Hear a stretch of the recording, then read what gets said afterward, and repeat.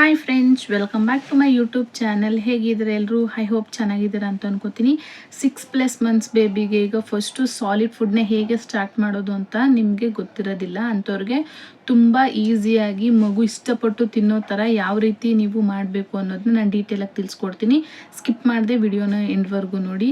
First solid ಫುಡ್ನ start ಮಾಡ್ತಾ ಇದ್ದೀರಾ ಅಂತ ಹೇಳಿದ್ರೆ ಮೊದಲನೇದಾಗಿ ರಾಗಿ ಸರಿನ ನೀವು ಕೊಟ್ಟು ಸ್ಟಾರ್ಟ್ ಮಾಡಬೇಕಾಗುತ್ತೆ. ಹೇಗೆ ಅಂದರೆ ಫಸ್ಟು ನೀವು ಮನೇಲಾದರೂ ರಾಗಿ ಇದೆಯಾ ಅಂದರೆ ಅದು ಓಕೆ, ಎಲ್ಲ ಹೊರಗಡೆ ಚೆನ್ನಾಗಿ ನಿಮಗೆ ಕೆಂಪು ರಾಗಿ ಚೆನ್ನಾಗಿರೋಂಥದ್ದು ಸಿಗುತ್ತೆ, ಅದನ್ನ ಬೇಕಾದರೂ ನೀವು ತೊಗೊಂಡು ನೀಟಾಗಿ ಒಂದು 2 to 3 ಟೈಮ್ಸ್ ವಾಶ್ ಮಾಡಿಕೊಂಡು ಬಿಸಿಲಲ್ಲಿ ಒಣಗಿಸಿ ಬೇಕಾದರೂ ನೀವು ಮಿಲ್ಗೆ ಹಾಕ್ಸ್ಕೊಂಬಂದು ಅದನ್ನು ನೀವು ತೆಳುಸ್ಕೊಂಡು ಬೇಬಿಗೆ ಬೇಕಾದರೂ ಕೊಡ್ಬೋದು. ಇಲ್ಲ ಅಂತ ಹೇಳಿದ್ರೆ ನಿಮ್ಮ ಬೇಬಿಗೆ ಇನ್ನೂ ಸ್ವಲ್ಪ ಕ್ಯಾಲ್ಶಿಯಂ ಎನ್ರಿಚ್ ಆಗಿ ಇನ್ನೂ ಚೆನ್ನಾಗಿರಬೇಕು ಅಂತ ಹೇಳಿದ್ರೆ ನೀವು ಮೊಳಕೆ ಕಟ್ಬಿಟ್ಟು ಬೇಬಿಗೆ ಕೊಡೋದ್ರಿಂದ ತುಂಬ ಹೆಲ್ತ್ ಬೆನಿಫಿಟ್ಸ್ ಇದೆ. ಹಾಗಾಗಿ ಫಸ್ಟು ನೀವು ಚೆನ್ನಾಗಿ 2 to 3 ಟೈಮ್ಸ್ನ ನೀವು ಚೆನ್ನಾಗಿ ರಾಗಿನ ತೊಳ್ಕೊಂಡು ನೀವು ಮೊಳಕೆ ಕಾಳುಗಳೆಲ್ಲ ಯಾವ ರೀತಿ ಕಟ್ತೀರ ಅದೇ ಥರ ಮೊಳಕೆನ ಕಟ್ಟೋ ಥರ ನೀವು ಒಂದು ಕಾಟನ್ ಬಟ್ಟೆ ಒಳಗಡೆ ರಾಗಿನ ಕಟ್ಟಿಟ್ರೆ ಈಗ ಬೇಸಿಗೆ ಕಾಲ ಆಗಿರೋದ್ರಿಂದ ತುಂಬ ಚೆನ್ನಾಗಿ ಮೊಳಕೆ ಬರುತ್ತೆ. ಸೊ ಮೊಳಕೆ ಬಂದಾದ್ಮೇಲೆ ನೀವು ಅದನ್ನ ಬಿಸಿಲಲ್ಲಿ ಈಗ ಏನು 1 hour ಹಾಕಿದ್ರು ಸಾಕು, ಈ ಬಿಸಿಲಲ್ಲಿ ಚೆನ್ನಾಗಿ ಒಣಗುತ್ತೆ, ಅಷ್ಟು ಬಿಸಿಲಿದೆ.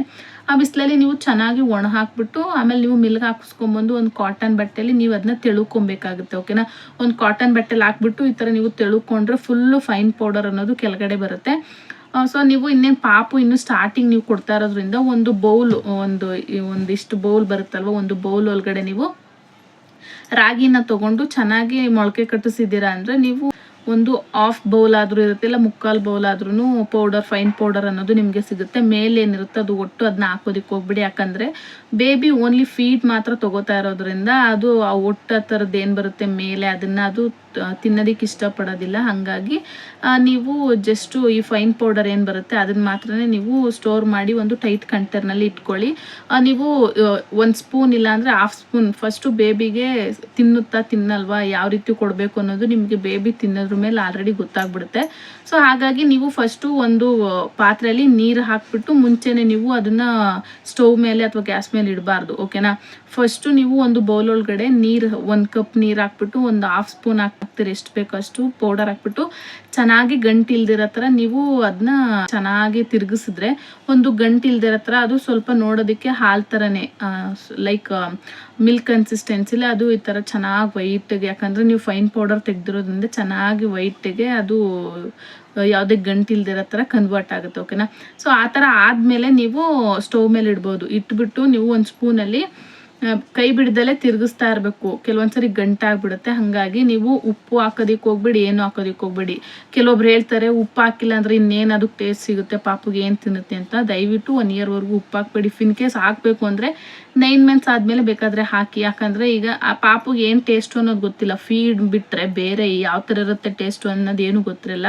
ಅದಕ್ಕೇನೇ ಅಭ್ಯಾಸ ಮಾಡೋದಾದರೂ ನಾವೇ ಮಾಡಿಸೋದು. ಈಗ ನೀವು ಕೊಡ್ತಿದ್ದೀರಾ ಅಂದರೆ ಡಾಕ್ಟರ್ ಹೇಳೋ ಪ್ರಕಾರ 1 yearವರೆಗೂ ಕೊಡಬೇಡಿ, ಅದಕ್ಕೆ ಡೈಜೆಷನ್ ಸಿಸ್ಟಮ್ ಎಲ್ಲ ಅಷ್ಟು ಇಂಪ್ರೂವ್ ಆಗಿರೋದಿಲ್ಲ. ಸೊ ಹಂಗಾಗಿ ಇದೆಲ್ಲ ಕೊಡಬಾರ್ದು, ಮತ್ತು ಯೂರಿನರಿ ಬ್ಲ್ಯಾಡರ್ಗೆ ಎಫೆಕ್ಟ್ ಆಗುತ್ತೆ ಅಂತೆಲ್ಲ ಹೇಳ್ತಾರೆ. ಹಾಗಾಗಿ ನೀವು ಸ್ವಲ್ಪ 1 yearವರೆಗೂ ಈ ಉಪ್ಪೇನಿದೆ ಸಾಲ್ಟ್ನ ಸ್ವಲ್ಪ ಅವಾಯ್ಡ್ ಮಾಡಿ. ಓಕೆನಾ? ಸೊ ನೀವು ಜಸ್ಟ್ ಏನಿದೆ ಫೈನ್ ಪೌಡರ್ ಒಂದು 1/2 ಸ್ಪೂನ್ ಫೈನ್ ಪೌಡರು, 1 ಗ್ಲಾಸಷ್ಟು ನೀರು ಒಂದು ಪಾತ್ರೆಗೆ ಹಾಕ್ಬಿಟ್ಟು ಚೆನ್ನಾಗಿ ತಿರುಗಿಸ್ಬಿಟ್ಟು ಸ್ಟವ್ ಮೇಲೆ ಇಟ್ಟು ಕೈ ಬಿಡದೆ ನಾರ್ಮಲ್ ಈಗ ನೀರು ಥರ ಮಾಡಿ ಕೊಡೋದಕ್ಕೆ ಹೋಗ್ಬೇಡಿ. ನೋಡಿ, ಇದಂತೂ ತುಂಬ ಇಂಪಾರ್ಟೆಂಟ್. ಯಾಕಂದರೆ ತುಂಬ ನೀವು ತೆಳುವಾಗಿ ಕೊಡ್ತಾ ಇದ್ರೆ ಬೇಬಿಗೆ ಸಾಲಿಡ್ ಫುಡ್ ಅಂದರೆ ಫುಲ್ ಅದಕ್ಕೇನೆ ಅದು ಅಡಿಕ್ಟ್ ಆಗಿಬಿಡುತ್ತೆ. ಆಗ ಫ್ಯೂಚರಲ್ಲಿ ನಿಮಗೆ ತಿನ್ನಿಸ್ತಿದ್ದೀರಾ 9 months ಆದಮೇಲೆ ತಿಕ್ಕಾಗಿ ಮಾಡಿ ತಿನ್ನಿಸ್ತಾ ಇದ್ದೀರಾ ಅಂದರೆ ಅದು ತಿನ್ನೋದಿಲ್ಲ. ಸೊ ಹಾಗಾಗಿ ಈಗಲಿಂದನೇ ನೀವು ಸ್ವಲ್ಪ ಈಗ ನೀವು ಒಂದು ಬೌಲಲ್ಲಿ ಹಾಕ್ಕೊಂಡು ಈ ಥರ ನೀವು ಕೈಯಲ್ಲಂದು ಈ ಥರ ತಿನ್ನಿಸೋ ಥರನಾದರೂ ಕೈಗೆ ಪೇಸ್ಟ್ ಆಗೋ ಥರನಾದರೂ ಇರಬೇಕು ಅದು ರಾಗಿ ಸರಿದು ಕನ್ಸಿಸ್ಟೆನ್ಸಿ.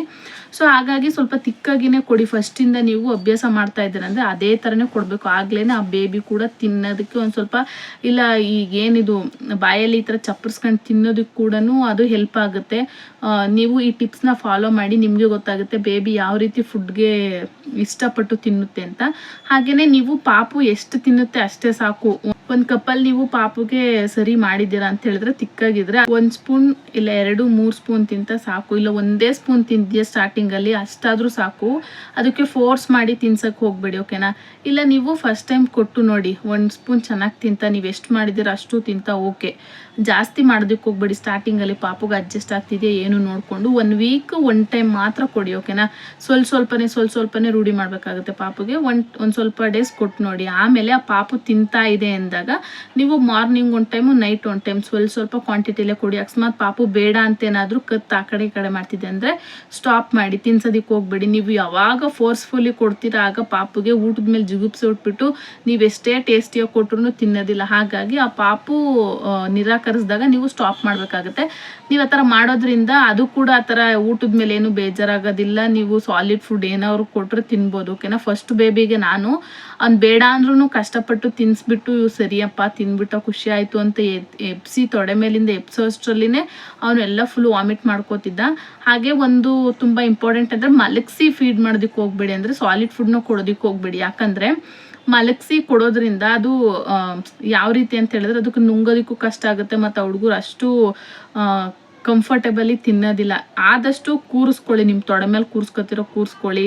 ಇಲ್ಲ ಅಂತ ಹೇಳಿದ್ರೆ ಸ್ವಲ್ಪ ನಿಮ್ಮ ತೊಡೆ ಕೆಳಗಡೆನೇ ಒಂದು ಪಿಲ್ಲೋ ಹಾಕ್ಬಿಟ್ಟು ಒಂದು ಸ್ವಲ್ಪ ಹೈಟಾಗಿ ಕುತ್ಕೊಂಡು ಒಂದು ಸ್ವಲ್ಪ ಟಿಲ್ಟ್ ಆಗಿದ್ರು ಪರವಾಗಿಲ್ಲ, ಮಕ್ಕಳು ಒಟ್ಟು ಫುಲ್ಲು ತೊಡೆ ಮೇಲೆ ಮಲಗಿಸ್ಕೊಳ್ಳೋದಕ್ಕೆ ಹೋಗ್ಬೇಡಿ.